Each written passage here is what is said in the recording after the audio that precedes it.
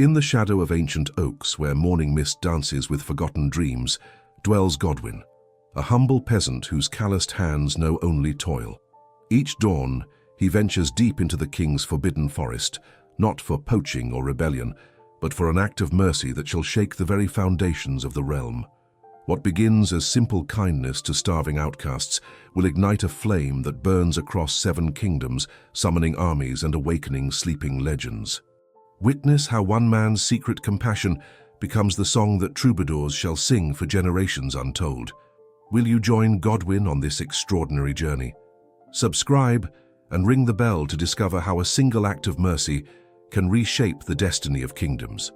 Share this tale with those who believe in the power of hidden goodness, and let us know in the comments, what secret act of kindness would you perform if no one were watching?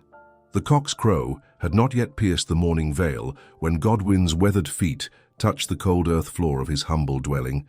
Through the single window, carved roughly in the clay and timber wall, pale light struggled against the persistent darkness that seemed to cling to this forgotten corner of Lord Aldrich's domain. The hovel stood at the very edge of civilization, where cultivated fields surrendered to the wild embrace of the king's forest, a boundary as sacred as it was perilous. Godwin moved with the practiced silence of one who had learned that survival often depended upon invisibility. His frame, though bent by 30 summers of backbreaking labor, possessed the wiry strength of those who knew hunger as an intimate companion. Each morning brought the same ritual, a crust of black bread softened in well water, a prayer whispered to saints whose names he could not write, but whose mercy he desperately sought, and the gathering of his simple tools. But this day carried something different in its breath, a weight that pressed upon his shoulders like the hand of destiny itself. Beyond his threshold, the world lay shrouded in that peculiar silence that comes before dawn's true awakening. The village of Thornwick remained wrapped in slumber, its thatched roofs emerging from morning mist like the backs of sleeping beasts. Smoke had not yet begun to curl from chimneys, and the narrow dirt paths that connected hovel to hovel lay empty of all save the occasional stray dog or foraging chicken. Godwin shouldered his worn leather satchel, its contents carefully arranged, strips of dried meat saved from his meager portions, wheels of hard cheese bartered from the miller's wife, and loaves of coarse bread that represented more sustenance than he could rightfully spare. These provisions were not meant for his own belly, though it growled with want. They were offerings for souls even more forsaken than his own. The forest called to him as it had for countless mornings past, its ancient voice whispering promises and warnings in equal measure. King Elred's law proclaimed these woods forbidden to common folk, a realm reserved for royal hunts and noble pursuits. Poachers caught within its boundaries faced the loss of a hand, or worse. Yet Godwin crossed this threshold each day without hesitation. His purpose transcended the fear of earthly punishment. As he approached the tree line, the peasant paused to cross himself, a gesture learned at his mother's knee before the plague took her when he was but 12 summers old. The oaks that guarded the forest's entrance stood like cathedral pillars, their trunks so massive that 3 men linking arms could not encompass their girth. Spanish moss hung from their branches like the beards of sleeping giants, and in the growing light, dewdrops caught the first rays of sun like scattered diamonds. The path Godwin followed existed only in his memory, and the subtle signs known to those who truly listened to the forest's language. Here, a broken branch pointed the way. There, a pattern of moss growth indicated the safest passage. His bare feet, hardened by years of walking rocky ground, moved soundlessly across fallen leaves and gnarled roots. Every shadow might conceal a royal gamekeeper. Every rustling bush might herald his discovery and doom. Yet deeper he ventured, guided by a purpose that burned brighter than his fear. The heart of the forest held secrets older than the kingdom itself. In a clearing surrounded by a ring of standing stones, remnants of peoples whose names had been lost to time, lay a sight that would have moved even the hardest noble heart to tears. Here, hidden from the world's cruel gaze, dwelt the forgotten ones. Lepers cast out from society, maimed soldiers abandoned after failed campaigns, and women with children born from violence who found no welcome in any village.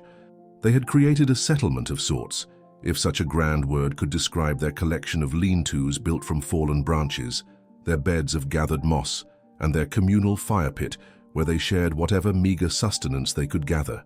Disease, desperation, and despair marked every face, yet in their eyes flickered something that even suffering could not entirely extinguish: hope. Godwin emerged from the tree line like an angel of mercy, though he would have laughed bitterly at such a comparison. To him, he was merely a man compelled by a force he could not name, driven to ease suffering wherever he found it. The outcasts recognized his approach by the careful way he moved, the gentle manner in which he avoided startling them, and most of all, by the precious burden he carried. "Peace be with you, friends," he whispered, his voice carrying the warmth of genuine compassion. These simple words, spoken without fear or disgust, meant more to the forgotten ones than any royal proclamation or priestly blessing. An elderly leper named Matthias, his face ravaged but his spirit unbroken, struggled to his feet. "Good Godwin," he said, his voice thick with emotion, "you return to us once more, though the risk grows greater with each passing day." Indeed, the danger had increased. Lord Aldrich's new captain of guards, a cruel man named Sir Bram, had tripled the forest patrols. Rumours spoke of his ambition to curry favour with the king by delivering a poacher's head, and his methods were said to be as merciless as they were effective. But Godwin merely smiled, that quiet expression that had become as familiar to the outcasts as sunrise itself. Without ceremony, he began to distribute his offerings: bread to the starving children, meat to the nursing mothers, cheese to the elders whose teeth could no longer manage harder fare. Each gift was given with the same reverence a priest might show while distributing communion wafers. As the hidden community shared their unexpected feast, Godwin noticed something that chilled his blood, despite the growing warmth of morning. Fresh horse tracks marked the soft earth near the clearing's edge, tracks too regular and purposeful to belong to any wild beast. Someone had been watching, learning, waiting. The trap was closing, though neither Godwin nor his desperate friends yet realized that this day would mark the beginning of an adventure that would echo through the ages, transforming a simple peasant's secret kindness into a legend worthy of Troubadours' songs. The iron grip of Sir Bram's gauntleted hand fell upon Godwin's shoulder like the weight of inevitable doom. The peasant had lingered too long in the hidden clearing, his compassionate heart unwilling to abandon the outcasts to their hunger, despite the growing danger that prickled at the edges of his awareness. Now, as the captain's men emerged from their concealment like wolves from shadow, Godwin understood that his secret ministry had reached its end. At last, Sir Bram's voice carried the satisfaction of a hunter who had tracked his quarry across many leagues. The phantom poacher reveals himself. The captain was a man carved from cruelty and ambition, his scarred face bearing testament to countless battles fought not for honor but for advancement. His black beard, meticulously groomed despite their forest setting, framed a mouth that seemed to know only sneers and commands. Behind him stood 6 men-at-arms, their mail hauberks gleaming dully in the dappled forest light. Each bore the crimson griffin of Lord Aldrich upon his surcoat, and each wore the expression of men who had learned to find pleasure in others' pain. They had been hunting Godwin for 7 fortnights, following the subtle signs of his passage, learning his patterns with the patience of professional soldiers. "I have taken no game from the king's forest," Godwin said quietly, his voice steady despite the thundering of his heart. Around the clearing, the outcasts had scattered like startled deer, melting into the undergrowth with the desperate skill of those who had spent their lives avoiding notice. Only old Matthias remained, his diseased limbs too weak for flight, his rheumy eyes bright with tears of gratitude and fear. Sir Bram's laughter was harsh as a raven's call. "No game? Then what call you this collection of refuse?" He gestured dismissively toward Matthias and the few others who had not managed to escape. "These creatures feast upon the king's bounty, while honest men go hungry. That makes you thief and traitor both." The captain's words revealed the depth of his misunderstanding. In his mind, shaped by years of viewing the world through the lens of power and possession, any kindness shown to the rejected must surely mask some greater crime. That a simple peasant might risk everything merely to ease suffering was a concept too foreign for his corrupt soul to grasp. "So they starve while you feast in your lord's hall," Godwin replied, his usual meekness giving way to a rare flash of righteous anger. "If showing mercy to the forgotten makes me criminal, then I stand guilty before God and king alike." The declaration hung in the morning air like a challenge, and Sir Bram's eyes narrowed with deadly intent. Here was defiance from one who should have grovelled, wisdom from one who should have remained ignorant, courage from one who should have trembled. Such audacity from a mere peasant could not be tolerated, lest it inspire others to question the natural order of things. "Bind him," the captain commanded, his voice carrying the cold finality of a judge pronouncing sentence. "He shall answer for his crimes before Lord Aldrich himself." As rough hands seized Godwin's arms and wound coarse rope about his wrists, the peasant's mind turned not to his own fate, but to those he would no longer be able to help. How many would starve in the coming days? How many would die without the simple comfort of knowing that someone, somewhere, remembered their humanity? The journey to Lord Aldrich's stronghold took the better part of 3 days, during which Godwin was afforded neither food nor water, save what was necessary to keep him alive for judgment. Sir Bram had decided that the peasant's capture would be his pathway to greater favour, and he intended to present his prize in a manner that would maximise the impression made upon his lord. Castle Ravenshollow rose from its rocky promontory like a stone fist thrust toward heaven, its walls blackened by centuries of weather and warfare. From its highest tower flew the banner of Lord Aldrich, a silver hawk upon a field of blue, while lesser pennants snapped in the wind like colourful tongues, mocking all who approached without invitation. The great hall of Ravenshollow had witnessed countless scenes of judgment and mercy, though mercy had grown increasingly rare in recent years. Lord Aldrich sat upon his oak throne like a king in miniature, his corpulent frame draped in rich velvets and furs that spoke of wealth accumulated through taxation and tribute. His pale eyes, small and piggish in his fleshy face, held the calculating coldness of a merchant evaluating goods. "So," Lord Aldrich's voice echoed through the hall, drawing the attention of assembled knights, courtiers, and servants, "we have at last caught our mysterious forest phantom. Tell me, creature, what drove you to violate the sacred bounds of royal privilege?" Godwin stood straight despite his bonds, his simple tunic and rough-hewn features a stark contrast to the finery surrounding him. When he spoke, his words carried a dignity that no chains could diminish. "My lord, I fed the hungry and gave comfort to the afflicted. If this be crime, then I confess it freely." A murmur rippled through the assembled crowd, some shocked by such bold honesty, others impressed despite themselves by the peasant's calm courage. Lord Aldrich's expression darkened like storm clouds gathering on the horizon.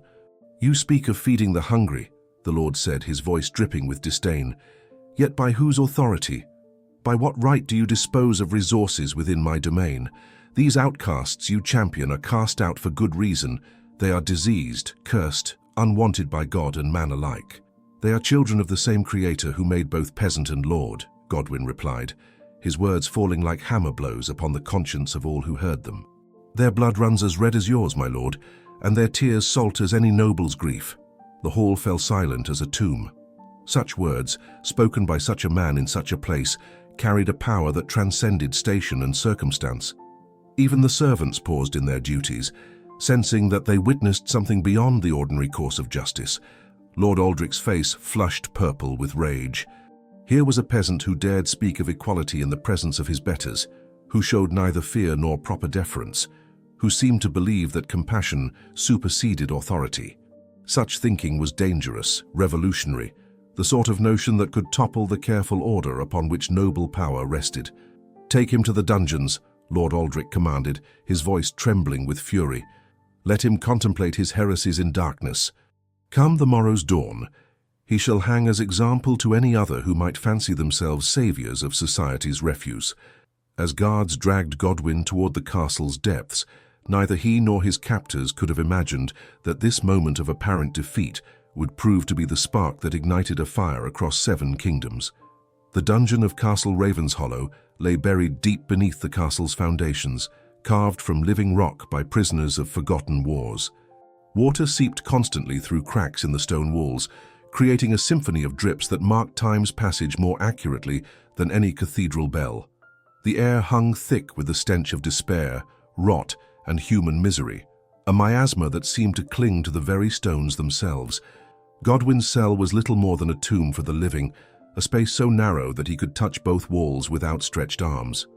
The only light came from a single torch flickering in the corridor beyond his iron-barred door, its feeble glow casting dancing shadows that seemed to mock his predicament. Yet, even in this place of ultimate despair, the peasant's spirit remained unbroken. As he knelt upon the damp stone floor, his bound hands clasped in prayer, Godwin thought not of his approaching execution, but of those he had left behind in the forest clearing. His lips moved silently, offering petitions to the Almighty for the safety and sustenance of souls even more forsaken than his own. In the darkness, his faith burned like a candle that no earthly wind could extinguish. Hours passed, or perhaps days, for in the dungeon's depths time lost all meaning. Godwin's stomach cramped with hunger, his throat burned with thirst, yet still he prayed. It was during the deepest hour of night, when even the castle's stones seemed to sleep, that the miracle began. At first it was nothing more than a whisper, so faint that Godwin thought it might be the wind sighing through some hidden crevice. But as he strained his ears, the sound resolved into something far more extraordinary. A human voice, singing with ethereal beauty that seemed to transform the very air. The song had no words, at least none in any language Godwin recognized, yet its meaning penetrated his heart with perfect clarity. It spoke of sacrifice rewarded, of hidden deeds revealed, of justice that transcended mortal understanding. The melody rose and fell like the breathing of angels, each note carrying comfort that seeped into his bones and warmed his soul. Then, impossibly, other voices joined the first. From the darkness beyond his cell came a chorus of such purity and power that the dungeon walls themselves seemed to vibrate in harmony. These were not the voices of earthly singers, but something far more sublime. A celestial orchestra performing for an audience of one forgotten peasant. The music swelled, growing ever more complex and beautiful, until it seemed that all of heaven's hosts had descended to that wretched place. Godwin wept openly, not from sorrow but from overwhelming joy, as the divine symphony washed over him like warm sunlight after a lifetime of shadow. But the miracle extended far beyond the dungeon's confines. Throughout Castle Ravenshollow, the impossible music penetrated stone and timber, reaching every ear within those ancient walls. In the great hall, servants paused in their cleaning to listen with wonder-struck faces. In the kitchens, cooks left their fires unattended as they strained to hear every note. In the stables, horses whinnied softly in accompaniment, while dogs throughout the castle added their voices in gentle howls of inexplicable joy. Lord Aldrich bolted upright in his canopied bed, his heart pounding with a terror he could not name. The music seemed to penetrate his very soul, illuminating corners of his spirit that had long remained dark. For the first time in decades, he remembered what it felt like to experience genuine awe, and with that remembrance came the crushing weight of his own moral poverty. In the barracks, hardened men-at-arms found tears streaming down their battle-scarred cheeks. Sir Bram himself stood at his window, his usual sneer replaced by an expression of bewildered wonder as the celestial chorus seemed to call his name with voices of reproach and invitation. The music continued through the night, never pausing, never weakening, as if the very foundations of the castle had become a great cathedral organ played by invisible hands. Some who heard it fell to their knees in spontaneous prayer, while others simply stood transfixed, afraid that any movement might shatter the spell. As dawn approached, bringing with it the hour appointed for Godwin's execution, something even more extraordinary occurred. The great bronze bell in the castle's highest tower, silent for 20 years since the old chaplain's death, began to toll of its own accord. Its deep, resonant voice joined the heavenly chorus, creating a sound of such majesty that birds for miles around took flight in spiraling clouds of wonder. Word of the miracle spread beyond the castle walls like wildfire. Farmers abandoned their ploughs, merchants left their shops, and travelers altered their paths to converge upon Ravenshollow. They came not knowing what they sought, only that something unprecedented was occurring, something that called to the deepest part of their souls.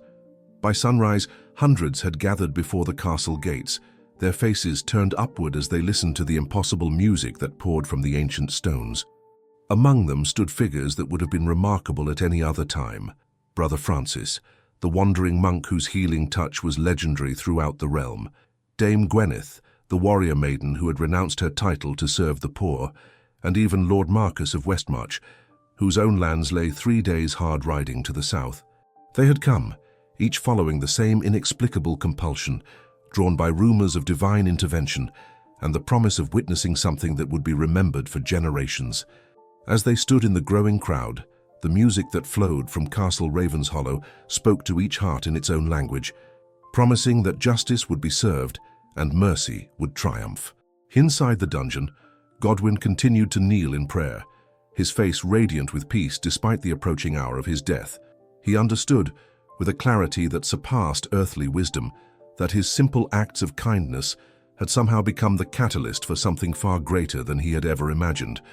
The voices sang on, growing ever more beautiful, as if all creation itself had joined in testimony to the power of compassion freely given.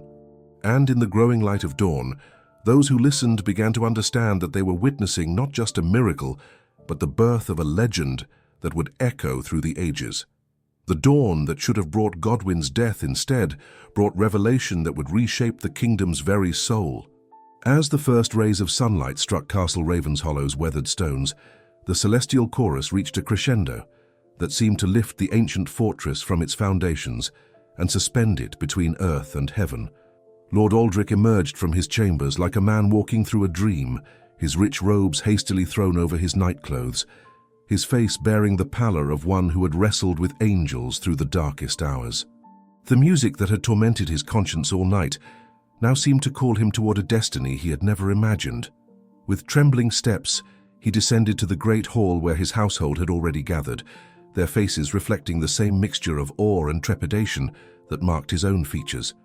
But it was not only the castle's inhabitants who awaited him. Word of the miracle had spread with supernatural swiftness, carried on wings of rumor and wonder to every corner of the realm. The courtyard beyond the great hall's windows was filled with a sea of humanity. Peasants and nobles, merchants and monks, knights and common soldiers, all drawn by the impossible music that continued to pour forth from the dungeon's depths. Among them stood figures of such renown that their presence alone would have been cause for amazement. Brother Francis, whose gentle hands had healed the sick throughout 7 kingdoms, knelt in prayer beside Dame Gwyneth, the legendary warrior maiden whose sword had never known defeat. Lord Marcus of Westmarch, whose own lands bordered the sea, had ridden through 2 nights to reach this place, while Bishop Cornelius of the great cathedral at Ethermore stood with tears streaming down his weathered cheeks. But it was the arrival of the final witness that stole the breath from every throat and brought even the boldest to their knees. Through the crowd came a figure that seemed to part the multitude, as Moses had once parted the sea. King Aelred himself, travel-stained and weary from a night's hard riding, his golden crown replaced by a simple circlet of silver, his royal robes exchanged for the rough garb of a pilgrim. The king's presence at such an hour, in such circumstances, spoke of divine compulsion rather than earthly duty. He had been hunting in the northern forests when the music reached his ears, a sound so pure and powerful that it had struck him from his horse and left him weeping like a child. Without summoning guards or retinue, he had ridden through the darkness, following the celestial symphony to its source. "Open the dungeon," King Aelred commanded, his voice carrying an authority tempered by newfound humility. "Bring forth the one whom heaven itself defends." Lord Aldrich's hands shook as he surrendered the great iron key, his earlier rage transformed into something approaching reverence. The music seemed to intensify as the heavy door swung open, pouring upward from the dungeon's depths like incense rising to the throne of the Almighty. When Godwin emerged, supported by 2 guards whose rough handling had become gentle assistants, the assembled multitude gasped as one. The humble peasant seemed transformed, not in appearance, but in presence. Though his clothes remained torn and stained, though his face bore the marks of his ordeal, he radiated a peace and dignity that made earthly crowns seem mere trinkets by comparison. King Aelred stepped forward, and in a gesture that would be remembered and retold for centuries, the sovereign of 7 kingdoms knelt before the bound peasant. "Forgive me," the king whispered, his words carrying across the silent courtyard with perfect clarity. "I have ruled with power but forgotten wisdom, commanded with authority but ignored mercy." The music that had sustained the miracle began to fade, not into silence, but into a whisper that seemed to echo from every stone, every timber, every heart present. As the last notes drifted away like morning mist, King Aelred rose and with his own hands cut the bonds that held Godwin captive. "You shall be my counselor," the king declared, his voice ringing with conviction, "not for your learning, which surpasses mine in ways that matter most, but for your heart, which has shown me what true nobility means." But Godwin, with the humility that had marked his every action, shook his head gently. "I am but a simple man, your majesty. Let me return to those who need me most, the forgotten ones who hunger in your forests. Make this my boon. Grant them sanctuary and sustenance, that none in your realm need hide their suffering in shadow." The king's response exceeded even this humble request. By royal decree pronounced before the multitude, he established the Order of the Merciful Heart, a brotherhood dedicated to serving the outcast and forgotten. Brother Francis was named its first leader, with Dame Gwyneth as its protector, and Godwin as its inspiration. Lord Marcus donated lands for their monastery, while Bishop Cornelius pledged the church's full support. Castle Ravenshollow itself was transformed from fortress to sanctuary, its dungeons becoming healing chambers, its great hall a place where rich and poor might share the same table. Lord Aldrich, his heart broken open by the night's revelations, took vows of poverty and dedicated his remaining years to serving those he had once scorned. The forest clearing where Godwin had first shown kindness to the outcasts became a place of pilgrimage, marked by a simple stone cross inscribed with words that captured the miracle's meaning. Here, compassion conquered kingdoms. As the months and years passed, the story of the peasant whose secret kindness had moved heaven itself spread far beyond the borders of King Aelred's realm. Troubadours carried the tale to distant courts, merchants shared it in foreign markets, and pilgrims bore it to lands where different tongues spoke the same language of wonder. The Order of the Merciful Heart grew into a force that transcended earthly boundaries, its members recognizable by their simple robes and the small wooden crosses they wore, each carved from timber taken from the very oaks that had witnessed Godwin's daily acts of mercy. They built hospitals and hospices, established schools for the poor, and created refuges where society's rejected could find not merely charity but dignity. Godwin himself lived many more years, never accepting titles or honors, content to work alongside his brothers in service to those who needed them most. He died as he had lived, quietly, humbly, his last words a prayer for the welfare of others. But his legacy had already taken root too deeply to be uprooted by mortal death. On the day of his funeral, they say, the same celestial music that had once filled Castle Ravenshallow's dungeons could be heard floating across the fields and forests, though softly now, like a lullaby sung by angels to comfort a world made brighter by one man's simple courage to love without condition. And still today, when troubadours gather in taverns and great halls to share the tales that stir men's souls, they speak of Godwin the compassionate, the peasant, whose secret kindness became a song that changed the world, proof eternal that even the humblest heart, when filled with genuine love, can move heaven itself to bear witness. Thus ends the hymn of the forest peasant, whose name shall be remembered while stones endure and hearts beat with the rhythm of mercy.